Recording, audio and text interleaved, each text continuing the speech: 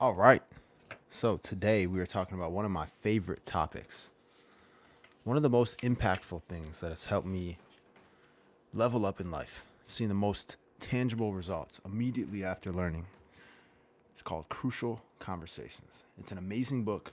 I would show you what the cover looks like if I actually had the book on me. But I love that book so much, I recommend it to other people. And my girlfriend has it right now. So definitely recommend that book, Crucial Conversations. It's by like four different authors. Um, Great read.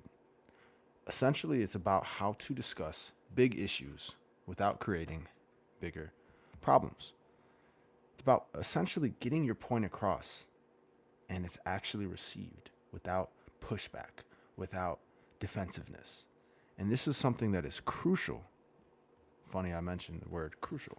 When it comes to leadership, when it comes to training, when it comes to relationships. I mean, how many days out of the year, if there's 365 days in a year, do you have conversations? Well, every single day, right? So it's probably a pretty good skill to have.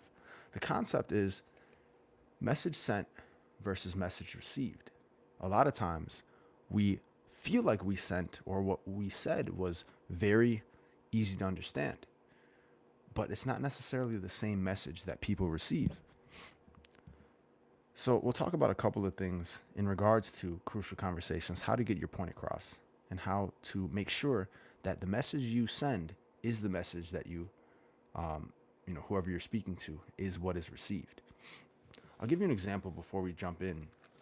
This is a silly example, but at the same time, it hopefully you'll receive the message I'm trying to send.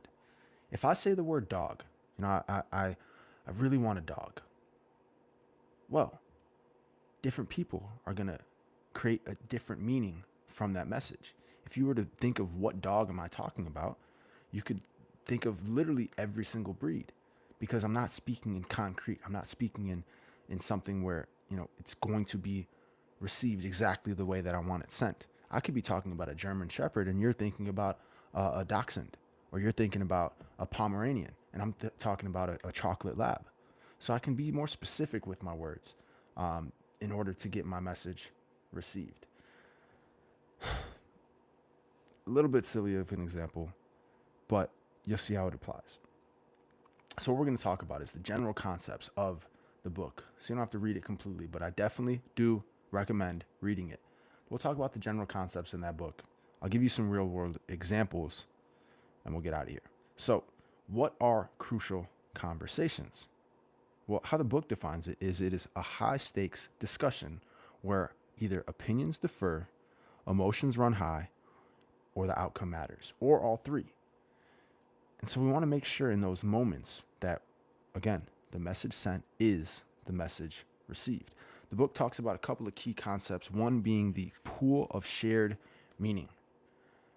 It states that the effective dialogue happens when people feel safe to contribute their perspectives without fear of judgment or confrontation. We want to create an environment where people can add to that shared pool or pool of shared meaning. There's three elements that we want to watch for when we are having these conversations. Number one is the content. What is the actual things being said? What are we discussing? What is the content itself? Second is the emotions. How are people feeling during the conversation? And third here is safety, ensuring that the environment encourages open and respectful dialogue. We want to make sure we're staying out of blaming, out of name calling, and out of creating stories rather than speaking in facts. So we're going to talk about exactly how to do that. Let's get into the real world examples. Example number one is in personal relationships. Let's say there's a situation you and your partner are arguing about shared responsibilities like chores or childcare. Here's an example of how a conversation would go in that situation and how it would go poorly. You say, "Oh, you never help me out around here. I have everything to do by myself." Partner says, "Are you kidding me? I'm busy too. Why do you always blame me?" The result, Both sides feel attacked. The conversation escalates into defensiveness, both sides trying to push their point across rather than understand the other, and it leads to resentment rather than resolution. Notice how you never help me out around here. Is that a blanket statement? Am I speaking in facts? No, I'm speaking from emotions. And what is it going to trigger for the other person? They're going to get defensive. Are you kidding me? I'm busy too. Why do you always blame me? Always blame me. Notice how there's blanket statements. There's words like always. And it's not really getting to the meat of what is the actual concern. Now, on the flip side, here is how we could handle that conversation effectively. You calmly pay attention to the emotions, the words, and the safety. So you say, I've been feeling really overwhelmed lately with everything that needs to get done around the house. I'd like us to talk about how we can share responsibilities better. Your partner, oh, I didn't realize you were feeling that way. What's been the most stressful for you? You say, I appreciate you asking. I think we can work together to figure out what tasks each of us can take on. What do you think would work for you? Now, notice how we're getting to a solution. We're talking about you in this situation are talking about how you feel, which is factual. The other person can't dispute that. But if I'm going to start attacking the other person and say, you never help out around here, of course that's going to trigger defensiveness. But if I'm talking about myself, well, it's just a matter of, oh, I didn't know that. I'm adding to the shared pool of meaning. Now, also, it encourages them to share their meaning, their experience. And so you see how by you expressing your feelings without blame, without inviting, resentment, you're actually inviting collaboration. You're asking them to add to the conversation. The conversation stays focused on finding a solution. So that's number one example. Number two is making others feel safe at work. So let's say in this situation, you're a team leader. You need to give a team member feedback about missing deadlines. Well, let's talk about first how that conversation could go poorly. You, accusing, say, you're always late with your work. This is unacceptable. Your team member goes, I'm doing my best. You don't understand how much I have on my plate. Notice the defensiveness, right? The result, employee feels attacked and demoralized, likely becoming disengaged or defensive. Now, on the effective side, instead, you calmly say, hey, I wanted to talk to you about this last project. I noticed the deadline was missed, which caused some challenges for the team. Team member, I know. I've been struggling to manage my workload. You, I can see that you're juggling a lot.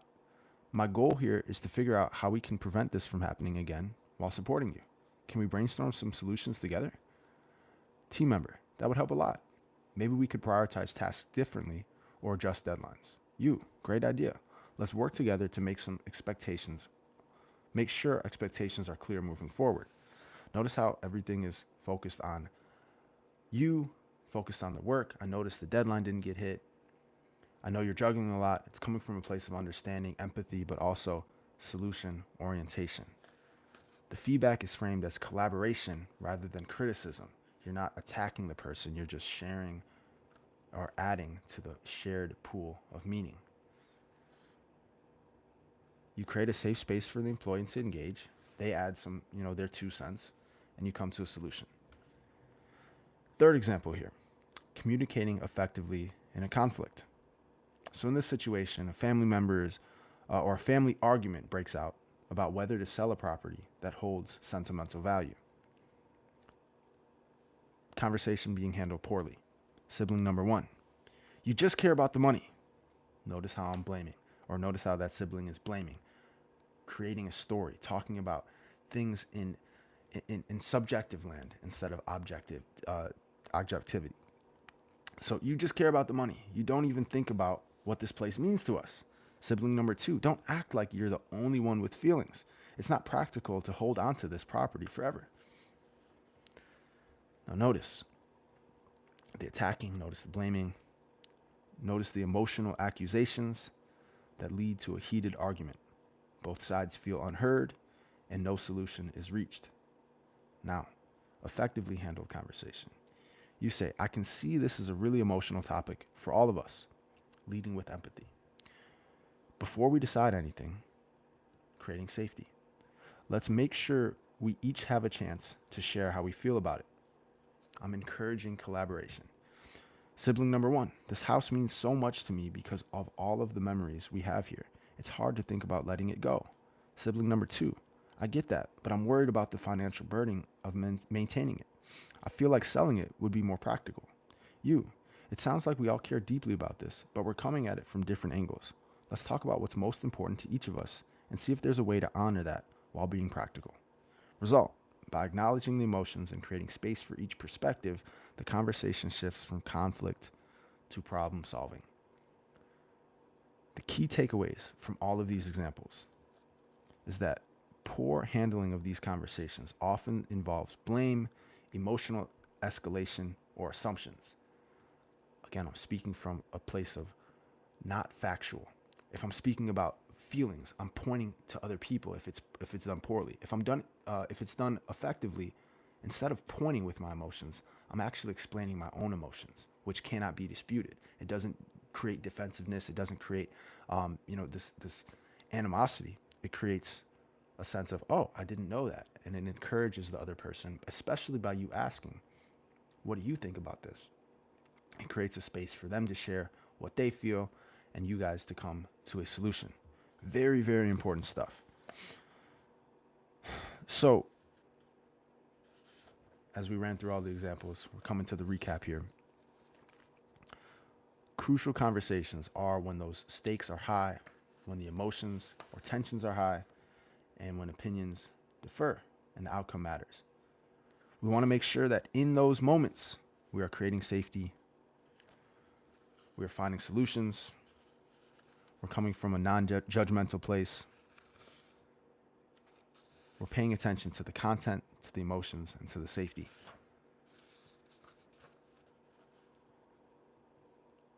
As we apply these real-world skills in our relationships at work and during conflicts, it can make sure that our message sent is the message received.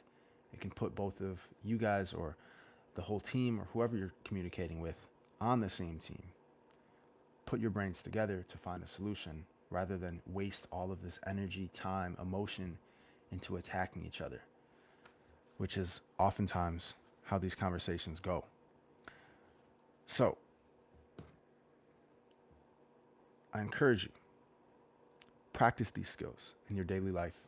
Practice these skills at work. Practice these skills every single time you're having a communication about something that matters, where the emotions are high, the stakes are high, and the outcome matters. Promise you it's going to help you a ton. Now, if you found this helpful, I want you to comment below on what you're dealing with, on what conversations you need to have, or even what ideas you have for what I should talk about next in the next video. Until then, I'll see you, dog. Peace.